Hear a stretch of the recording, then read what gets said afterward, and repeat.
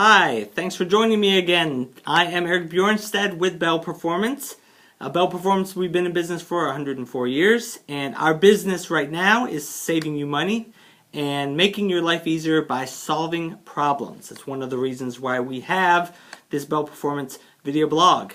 So today on the video blog, we want to talk about some news that came out in January, talking about the state of Maine possibly banning E15. Well, that's huge news. That's huge news. A state legislature, an entire state governing body, coming out on the opposite position to the federal EPA and telling the consumers in the state that something that's been approved by the federal government is actually bad. It's so bad they don't know what it's going to do to their engine, and they want to see if they can ban it from the state. Okay.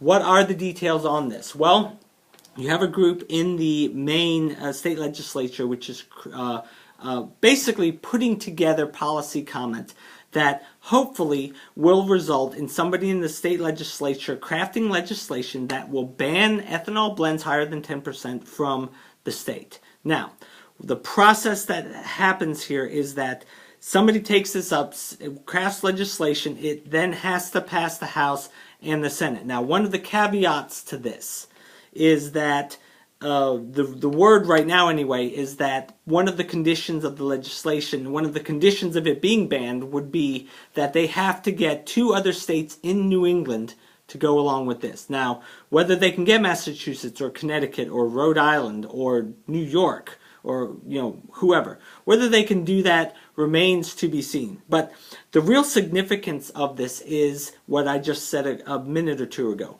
A state legislature is coming out, an official governing body is coming out and taking the position that E15, something that has been approved by the federal government, that it's so bad they want to ban it from the state. Now, this could be a significant move, because if this is successful and Maine bans it, well, you have this whole issue of the renewable fuels legislation, the renewable fuel standard, which was passed back in 2007. That mandated by Congress total amounts of what they call biofuels or renewable fuels, which in this case are ethanol and biodiesel. It mandated that given amounts had to be mixed into the fuel supply of the entire country during given years.